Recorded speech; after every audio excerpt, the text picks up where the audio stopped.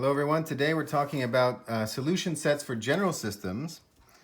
Let me recall that last time we saw that the solution set for a homogeneous system, what's a homogeneous system? That's when you have the right-hand side equal to 0, is given by the span of some vectors. Remember we saw this last time, the span of a certain collection of vectors. What I mean by that is, it's x1, v1 plus ... xp, vp. And we had one vector in this description for each free variable. Okay, we saw that last time. And what we're going to see today, we're going to see that for a general system, when I say general, I mean, the right-hand side can be anything now, so it doesn't have to be all zeros. That's, of course, the general case. We'll see that the general solution, the solution set, is given by, well, a certain vector, I'll call it v, plus the solution set of the homogeneous.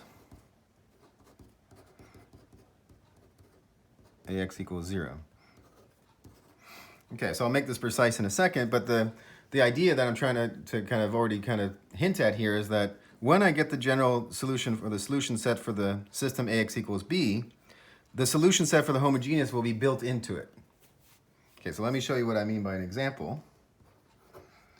Let's take A to be 3, 5, minus 4, minus 3, minus 2, 4. 6, 1, minus 8. And let's take b to be 7, minus 1, minus 4. Now, in the last lecture, we saw, we considered the system Ax equals 0, right? We solved the system where I augment this guy with the 0. Today, I want to augment it with this thing. So if I take A and I augment it with b, again, let me spare you the details of the row reductions here. But what you get in reduced echelon form, what I get is the following. So now the right-hand side won't be zeros, of course. You'll get something like this. And again, if you look back at the last lecture, this will, of course, be the same, reduced echelon form that I had before because it's the same coefficient matrix. But what I want to do now is show you how to describe this in vector form. It's going to be very similar to what we did last time. So in vector form, the solution set is given by, well, this is similar to what we did last time. So I'm going to say, well, the solutions are all of the form x1, x2, x3, right? So there's 3 variables here, 1, 2, 3. And what I do is, as before, I take, we saw this last time, x3 is free, right? So I just leave x3 as it is. Now, what is x2? x2 is equal to 2 here, right? And x1 is what? It's minus 1 plus 4/3 x3. So as usual, what I'm doing is I'm taking my pivot variables and I'm writing them in terms of free variables. So here x2 is just equal to 2. That's what my second equation tells me. This equation tells me that x1 equals minus 1 plus the 4/3 x3. And then what I'm going to do now, when I'm in a non-homogeneous system, I'm going to say, well, what I'm going to do is I'm going to take out, since I'm non-homogeneous, I'm going to have possibly some numbers here. So I'm going to take out the numbers, basically the things that don't involve the free variables, and then leave the free variable stuff as it is. So this is 4/3 x, 0, x3. And then maybe the last step here, if I can fit this, so try to go down here. So this is now, factoring out that x3, I get this 4/3 x3, 0, whoops, just 4/3, 0, 1, right? I factored out the x3.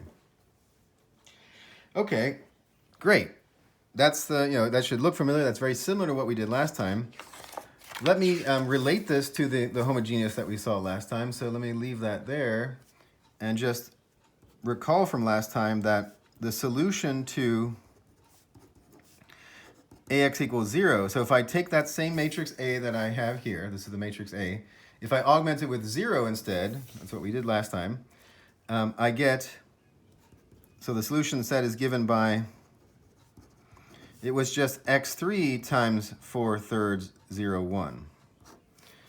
Okay, so that's the solution set to the homogeneous. The solution set to what the non-homogeneous system that I'm looking at now is almost the same. It's like that stuff plus a vector. Okay, and that's what I was kind of hinting at in the introduction. So in general, what we're getting here is the solution set to ax equals b, well, let me just write it again, is minus 1, 2, 0 plus the x3, so I guess I'm just recalling this here, times the 4/3, 0, 1 times x3. So this is what I mean by it's equal to a certain vector plus the solution set of the homogeneous.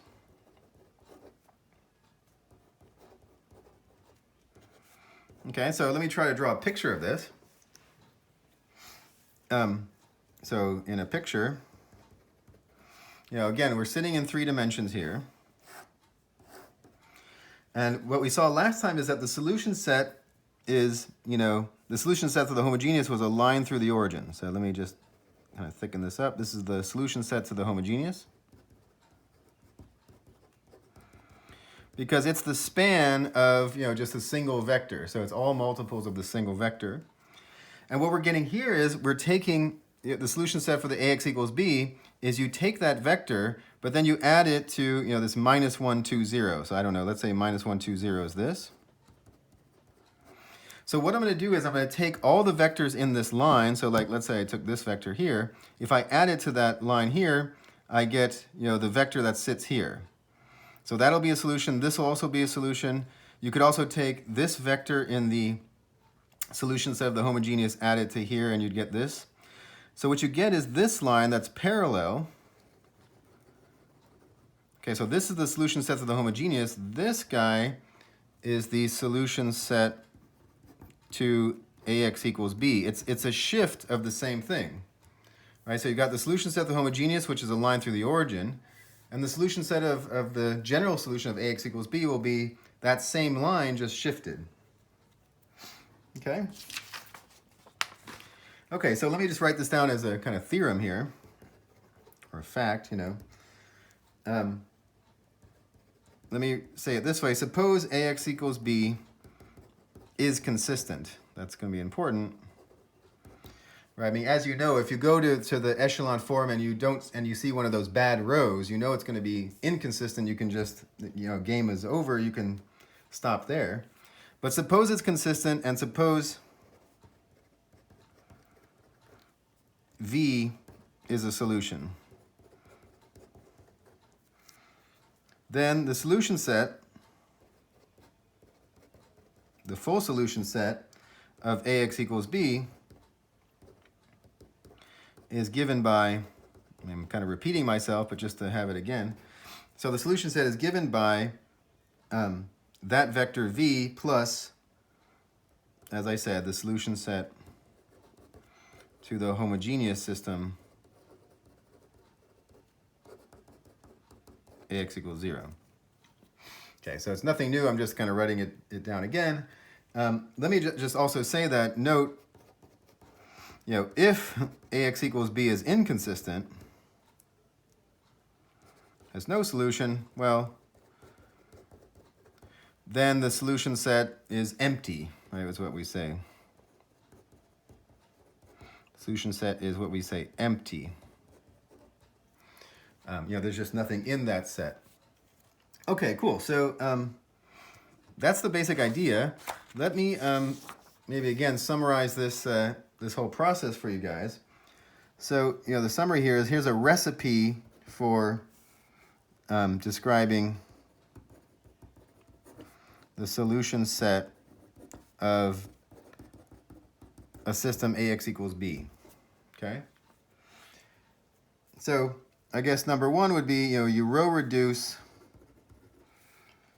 the augmented matrix to echelon form. Decide if consistent or not. Two, if consistent, further reduce to reduced echelon. 3, this is again kind of old news, but just to review a little bit.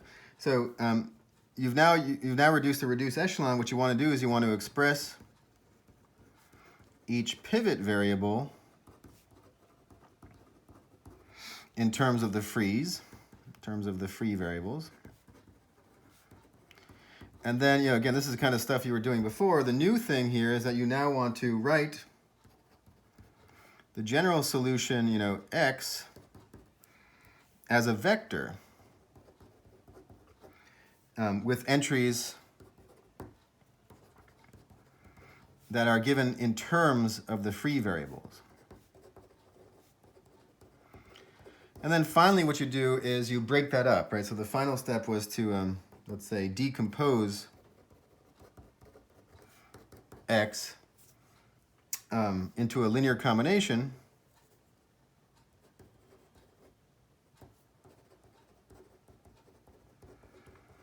as we did before. So that's kind of, the general setup here. Maybe just, just to show you in an example and see if I can put all this on one. It's hard to do this on one page here, but, so here's my matrix A, right? Step 1 was to row reduce. I kind of skipped that here, but, we saw that this guy was consistent. I row reduced to reduced echelon, and then, what I've done here in these steps here is to express each pivot variable in terms of frees, and then I break it up so that I can write it as a linear combination. So this is, this linear combination plus this vector in this case. Okay, so just again, this is your kind of flow chart for doing that. We'll do some more examples kind of in discussion. We'll see you next time.